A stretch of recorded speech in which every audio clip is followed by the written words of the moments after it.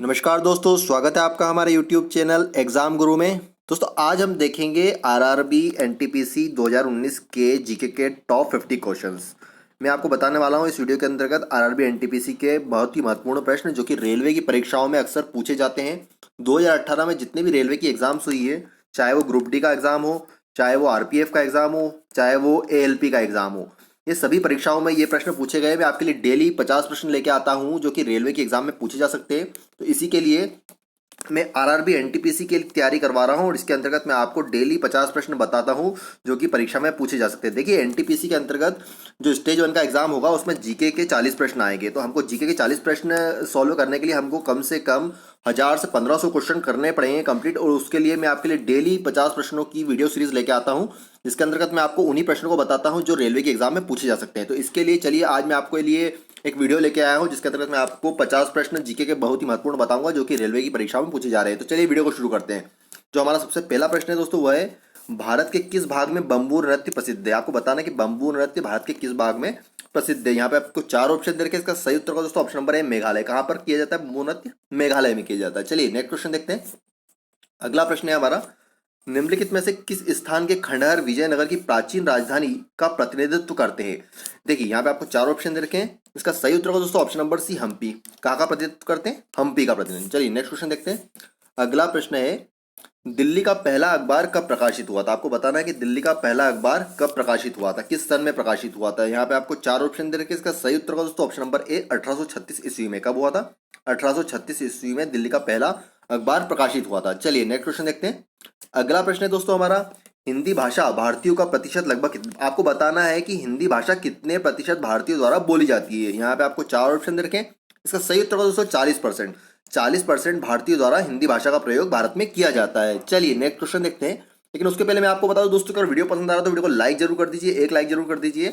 और हमको comment box में अपने आरआरबी जोन का नाम जरूर लिखिए जिससे कि हम आपको आपके आरआरबी जोन का कट ऑफ जरूर बताएंगे जब भी एग्जाम होगा। इसके अतिरिक्त मैं आपको बता दूं कि अगर आप डेली वीडियो की क्लास प्राप्त करना चाहते हैं तो हमारे चैनल को जल्दी से सब्सक्राइब कर ले और बेल आइकन को दबाना बिल्कुल भी ना भूलें जिससे कि आपको लेटेस्ट वीडियो की अपडेट और हमारी डेली क्लास की अपडेट, रेलवे की क्लास की अपडेट मिलती रहेगी।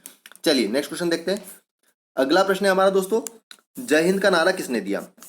आपको बताना है कि जय हिंद का नारा किसने दिया था। तो इसका सही उत्तर सुभाष चंद्र बोस ने। किसने दिया था? सुभाष चंद्र बोस ने। चलिए नेक्स्ट क्वेश्चन देखते हैं। भारत में डाक सूचकांक प्रणाली की शुरुआत किस वर्ष हुई। आपको बताना है कि डाक सूचकांक प्रणाली की शुरुआत किस वर्ष हुई थी। इसका सही उत्तर का दोस्तों ऑप्शन नंबर सी 1972 में। कब हुई थी? 1972 में हुई थी। नेक्स्ट क्वेश्चन देखते हैं।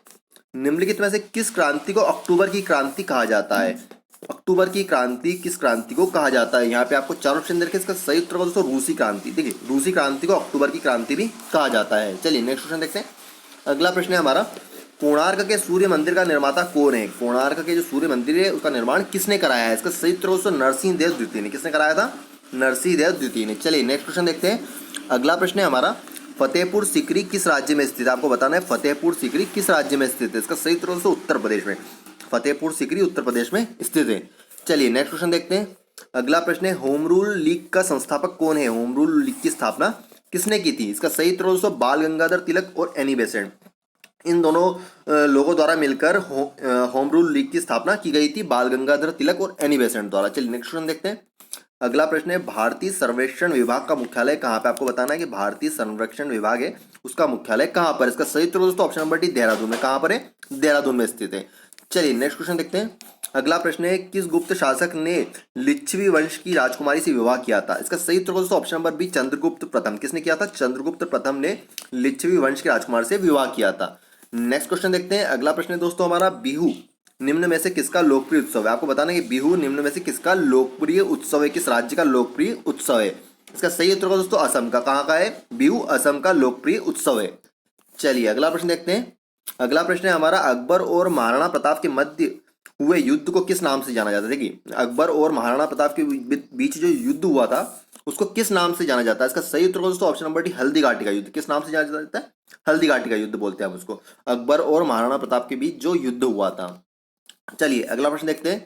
अगला प्रश्न है हमारा, उत्तर प्रदेश में बौद्ध एवं जैनियों दोनों की प्रसिद्ध तीर्थस्थली कौन सी। आपको बताना है कि बौद्ध एवं जैनियों दोनों की प्रसिद्ध तीर्थस्थली कौन सी है उत्तर प्रदेश में। इसका सही उत्तर दोस्तों कौशाम्बी। कौशाम्बी कहाँ पे स्थित है? उत्तर प्रदेश में, जो कि बौद्ध और जैनियों दोनों की प्रसिद्ध तीर्थस्थली है। चलिए नेक्स्ट क्वेश्चन देखते हैं।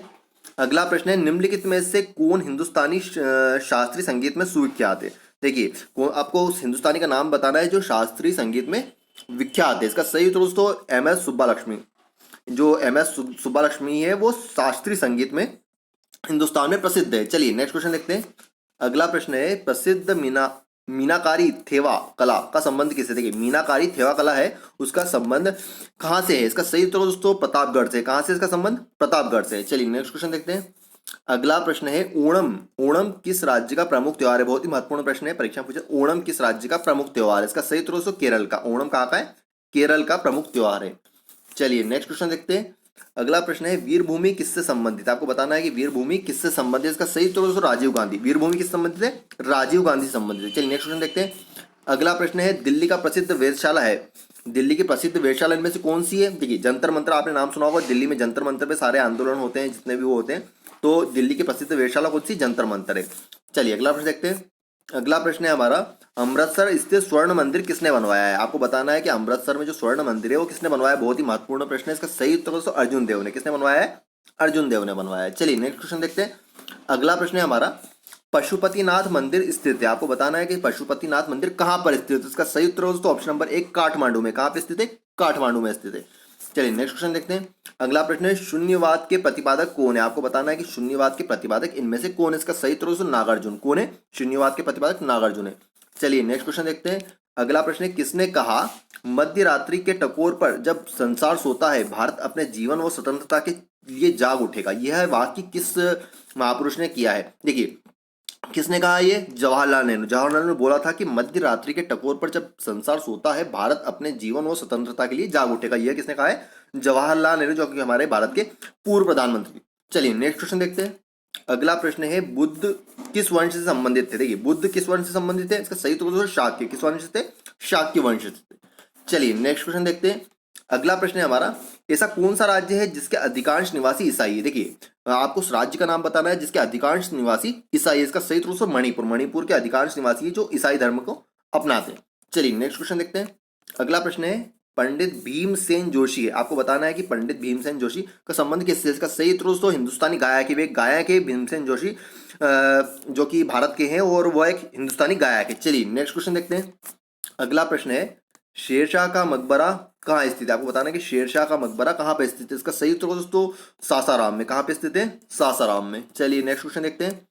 अगला प्रश्न है, निम्नलिखित रोगों में से एक जो पानी के प्रदूषण की वजह से नहीं है। देखिए, आपको बताना है उस रोग का नाम जो पानी की प्रदूषण की वजह से नहीं होता। देखिए, हैजा पानी के प्रदूषण की वजह से होता है, टाइफाइड भी पानी के प्रदूषण की वजह से होता है और पीलिया भी। लेकिन हेपेटाइटिस जो होता है वो पानी के प्रदूषण की वजह से नहीं होता। इसका सही उत्तर होगा option number B.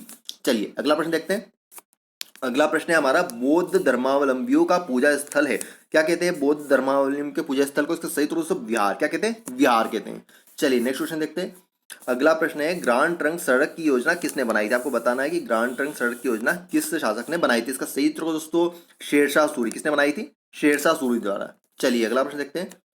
Next question है हमारा, पंजाब केसरी के नाम से विख्यात थे किस महापुरुष को पंजाब केसरी के नाम से भी जाना जाता था। इसका सही उत्तर लाला लाजपत राय को पंजाब केसरी के नाम से भी जाना जाता था। चलिए अगला प्रश्न देखते हैं। दिलवाड़ा मंदिर कहाँ स्थित है। कहाँ पे स्थित है दिलवाड़ा मंदिर, माउंट आबू में। माउंट आबू कहाँ पे, राजस्थान। राजस्थान के माउंट आबू में दिलवाड़ा मंदिर स्थित है। चलिए अगला प्रश्न देखते हैं। पोंगल किस राज्य का प्रमुख त्योहार है। आपको बताना है पोंगल किस राज्य का प्रमुख त्योहार। इसका सही उत्तर दोस्तों तमिलनाडु का। कहाँ का है, तमिलनाडु का प्रमुख त्योहार है। चलिए नेक्स्ट क्वेश्चन देखते हैं। अगला प्रश्न है दोस्तों, दिल्ली के किस मुगल शासक द्वारा जामा मस्जिद का निर्माण किया गया। देखिए, जामा मस्जिद का निर्माण किस मुगल शासक द्वारा किया गया था। इसका सही उत्तर दोस्तों ऑप्शन नंबर बी शाहजहां। किसके द्वारा किया गया था, शाहजहां के द्वारा। चलिए नेक्स्ट क्वेश्चन देखते हैं। आनंद भवन स्थित है। आपको बताना है आनंद भवन कहाँ पे स्थित है। इसका सही उत्तर दोस्तों इलाहाबाद में। आनंद भवन इलाहाबाद में स्थित है। चलिए अगला प्रश्न देखते हैं। अगला प्रश्न है हमारा, भारत में डाकघरों की संख्या लगभग कितनी। आपको बताना है कि कितने डाकघर है भारत में लगभग।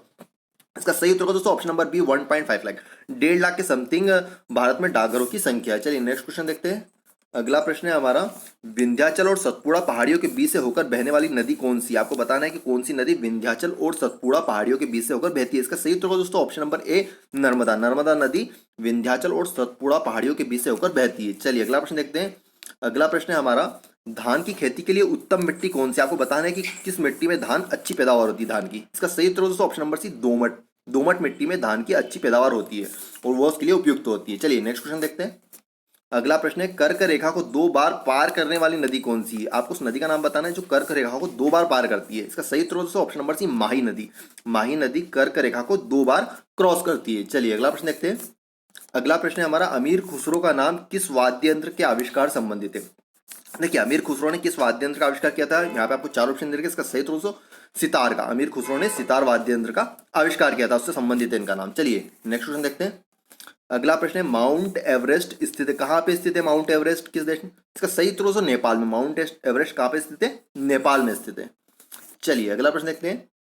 किसको भारत का उद्धारक व स्थानीय स्वशासक का जनक कहा जाता है? आपको बताना है कि किसको भारत का उद्धारक व स्थानीय स्वशासक का जनक कहा जाता है। इसका सही उत्तर दोस्तों लॉर्ड लिटन। किसको कहा जाता है?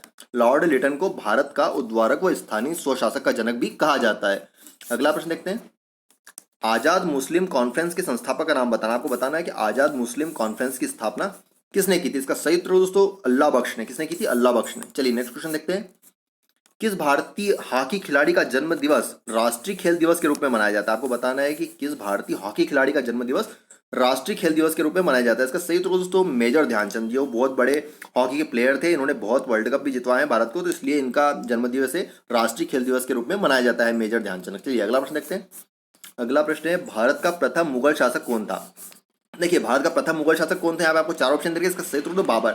बाबर। इनका सही क्रम भी मैं आपको बता देता हूँ कौन कौन मुगल शासक। सबसे पहले बाबर आया था, फिर हुमायूं आया था, उसके बाद अकबर, फिर जहांगीर आया था, फिर शाहजहां, फिर औरंगजेब। तो इसका क्रम ये रहेगा। सबसे पहले कौन आया था? बाबर आया था। चलिए नेक्स्ट क्वेश्चन देखते हैं। अगला प्रश्न है हमारा, वह राष्ट्रीय प्रौद्योगिकी दिवस किस दिन मनाया जाता है? आपको बताना है राष्ट्रीय प्रौद्योगिकी दिवस किस दिन मनाया जाता है। इसका सही उत्तर दोस्तों ऑप्शन नंबर 1, 11 मई को। कब मनाया जाता है? राष्ट्रीय प्रौद्योगिकी दिवस 11 मई को मनाया जाता है। चलिए अगला प्रश्न देखते हैं। अगला प्रश्न, देश के एकमात्र किस राज्य की राजभाषा इंग्लिश है? आपको बताना है कि भारत में ऐसा कौन सा राज्य जिसकी राजभाषा इंग्लिश है? एकमात्र ऐसा हमारा राज्य है। इसका सही उत्तर दोस्तों नागालैंड। नागालैंड ऐसा एकमात्र राज्य है जिसकी राजभाषा इंग्लिश है। चलिए नेक्स्ट क्वेश्चन देखते हैं।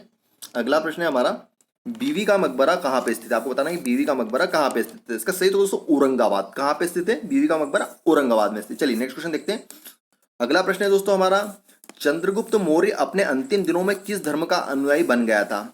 चंद्रगुप्त मौर्य अपने अंतिम दिनों में किस धर्म का अनुयायी बन गया था? इसका सही उत्तर दोस्तों ऑप्शन नंबर है जैन धर्म का।